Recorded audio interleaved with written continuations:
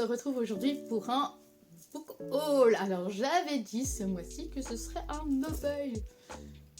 Comment vous dire que ça va pas être trop possible en fait parce que j'ai vraiment craqué. Je vous montre ça, c'est parti. Tout d'abord chez Panini, j'ai craqué pour Loathing Under the Clouds. Je les ai lus, d'accord. Premier tome vraiment sympa, mais c'est un prologue de l'histoire, donc il est hyper important de lire les deux premiers tomes en même temps. Ensuite, j'ai pris Cat Size que j'ai absolument dévoré, les gars. Dévoré. Alors, c'était un animé que je regardais quand j'étais toute petite. Et là, franchement, je ne regrette pas d'avoir commencé cette série. Donc, elle va comporter 8 tomes. Et franchement, c'est une dinguerie. Enfin, je suis trop contente. Et ensuite, toujours chez Panini, j'ai pris Rash de Tsukasa Ojo. Ça, par contre, je ne l'ai pas encore lu. J'espère le lire ce mois-ci. Mais je pense aussi que je vais le dévorer. Il n'y a pas longtemps, j'ai lu City Hunter 4. Et à chaque fois, je trouve ça délicieux. Voilà. Donc, clairement... Je pense que Tsukasa Ojo fait partie de mes mangaka préférés avec Rumiko Takahashi. En parlant de Rumiko Takahashi, justement, j'ai pris la suite des Maisons Ikkoku que j'ai d'ailleurs terminé, aussi dévorée, parce que clairement, Maison Ikkoku, c'est un coup de foudre, c'est vraiment une de mes séries préférées et je pense que ça va être compliqué à détrôner dans mon petit cœur de rousse. J'ai pris aussi, toujours sur du Rumiko Takahashi, mais chez Glénat. Ouais, je sais, c'est du craquage total. Alors, on va limiter la casse. J'ai acheté 4 tomes sur Vinted et les autres, je les ai achetés en neuf, ceux qui étaient en rupture. Donc, j'en ai trouvé quelques-uns qui étaient en rupture. Donc, voilà, j'en ai profité pour les prendre. Les autres, je les prendrai plus tard. Mais voilà, c'est vraiment une série que j'ai envie de faire. Donc voilà, ça, fallait absolument que je craque. La Mue, c'est quand même un personnage emblématique, voilà, du monde manga. Et voilà, j'avais vraiment envie de connaître l'histoire. Même si j'ai l'édition couleur avec les 2 tomes qui étaient sortis pour le festival d'Angoulême, il me semble, pour mettre à l'honneur Rumiko Takahashi. Mais voilà, l'histoire n'est pas complète, c'est qu'une partie de toute la série. Voilà. J'ai globalement été sage. Après, pour les autres mangas, j'ai acheté que 4 mangas. J'ai vraiment fait que du craquage sur du Rumiko Takahashi et du Tsukasa Ojo, hein, globalement. L'amour des mangaka, voilà, j'ai complété ma collection. Donc, je crois que l'un dans l'autre, ça va. On va dire que oui. Mes lectures communes de ce mois-ci, il y aura Silent Blue, un one-shot. Donc voilà, il n'y aura pas de suite. Donc voilà, j'étais sage. Silent Blue de Delcourt Tonkam.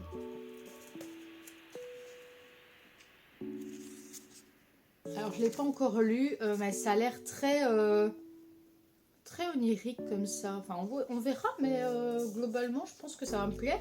Et alors River End Café de Shiba Edition, qui est d'ailleurs une maison d'édition belge. Je pense qu'il faut le souligner parce qu'on n'en a pas beaucoup. Et donc River End Café avec la couverture édition limitée, je la trouve vraiment plus belle comme ça, donc je suis contente. Si elle m'avait plus plu dans l'édition normale, j'aurais pris l'édition normale. Donc voilà. C'était pas parce que c'est l'édition limitée que je l'ai pris, c'est vraiment parce que la couverture me plaît plus dans cette version-ci. Et alors, j'ai pris aussi des suites, Insomniac, le tome 10 et le tome 11, comme ça je suis à jour. Je me demande vraiment combien de tomes va comporter la série. Mais c'est vraiment une série chill que j'adore et que je pense que je me lasserai jamais de cette série. C'est très beau. Je me sens bien quand je lis cette série.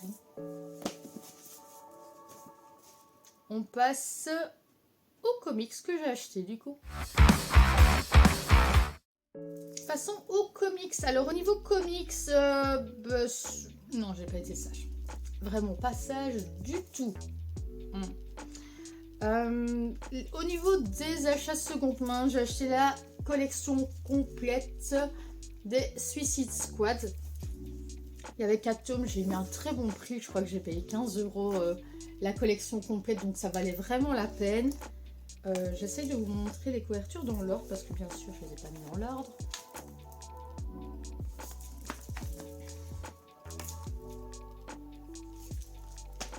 Et voilà, donc 4 tomes, donc je suis assez contente de mes achats là. Je pense que je ne devais pas passer à côté, sinon j'aurais regretté. Ouais, j'aurais regretté. Au niveau des achats neufs, on a Sunstone, le tome 2, avec cette couverture absolument magnifique. J'ai tellement hâte de voir l'illustrateur quand j'irai à la Paris Fan Festival. J'ai tellement hâte.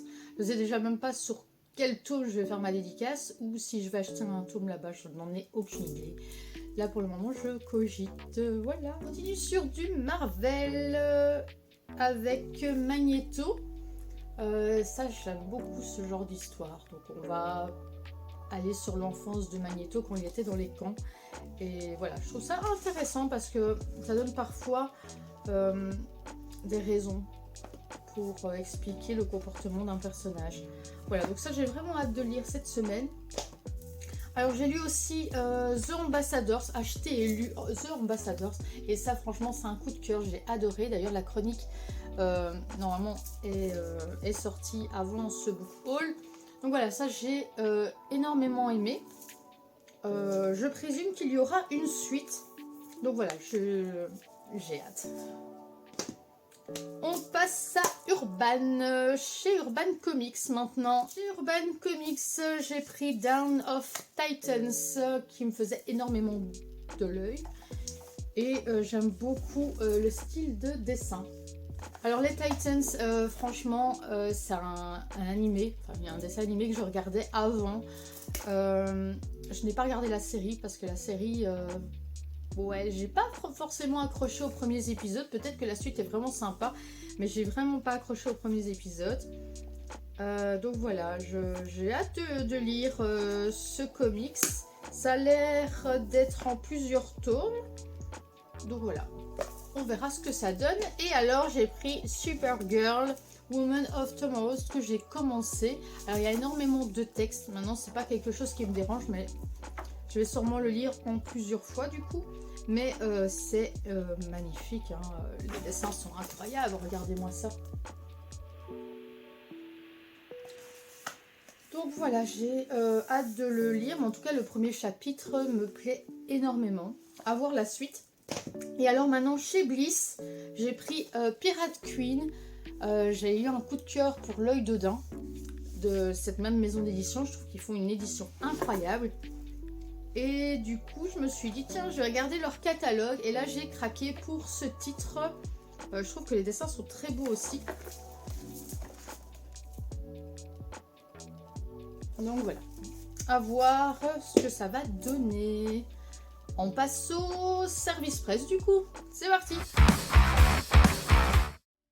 Alors, au niveau des services presse maintenant, aux éditions Milan, j'ai reçu ce... livre documentaire, donc c'est copain du journalisme, et donc on va avoir plein d'informations autour des infos du journalisme. C'est très intéressant, donc ça la chronique arrivera bientôt.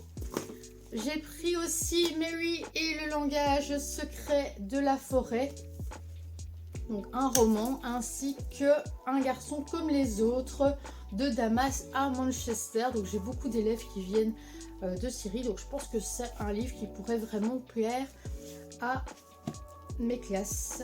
Et enfin, toujours chez Milan, On veut des méchants, donc ça c'est plus un livre destiné à mon petit loulou. Et donc ça aussi c'est vraiment très cool ce type de livre, mais j'en parlerai très bientôt, donc par rapport à la lecture à haute voix. Chez Hachette Heroes Disney, là c'est pas vraiment un SP, c'était plus un petit sondage en story, savoir pourquoi on aimerait recevoir ce livre. Donc j'ai reçu Philippe, donc j'ai été sélectionnée du coup. Donc Prince des épines, donc j'ai vraiment hâte de lire. C'est le genre de livre que je vais dévorer généralement. Donc voilà, j'adore les livres Disney. Chez Panini, j'ai reçu, et là c'était la grosse dinguerie parce que j'ai pleuré toutes les larmes de mon corps, j'étais tellement heureuse. J'ai reçu 8 Billion Genies que j'ai pas encore lu, pourtant il me donne vraiment envie, donc je crois que je vais le lire aujourd'hui, celui-ci. Je trouve les dessins vraiment magnifiques, il y a énormément de très bons retours sur 8 Billion Genies. Donc voilà. J'ai reçu aussi Demon Wars. Ça c'est aussi un coup de cœur, c'est du Peach Momoko, j'adore Peach Momoko.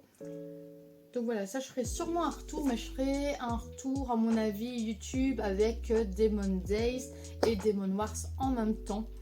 Je ferai un avis sans spoil bien sûr, parce que je pense que c'est pas très agréable d'avoir du spoil quand on a envie de lire quelque chose. Parfois ça donne envie, hein. Moi personnellement le spoil ne me dérange pas, mais je sais que certaines personnes sont dérangées par cela et donc je ne le ferai pas. Je donnerai plutôt un avis global et un début de résumé qui ne donne pas trop d'informations. D'ailleurs je trouve que Demon Days peut vraiment se lire comme un one shot. Donc clairement c'est pas obligé de lire la suite. Et même Demon Wars, au début vous avez un récapitulatif de ce qui se passe dans Demon Days. Voilà. Donc c'est pas obligatoire de lire les deux à mon sens. Voilà. Et alors la dinguerie que j'ai reçue de chez Panini, et là vous allez comprendre pourquoi j'ai pleuré. J'ai reçu Silver Surfer, mais dans cette édition, je crois que c'est une édition de luxe. En tout cas, c'est une super belle édition. Vous voyez, là, c'est en tissu. C'est très, très beau. Donc, Silver Surfer, l'obscure clarté des étoiles. Alors, niveau image, waouh!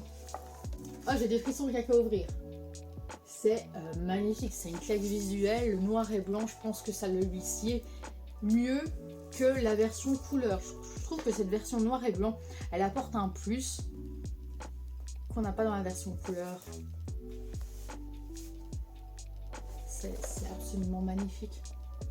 Regardez-moi ça.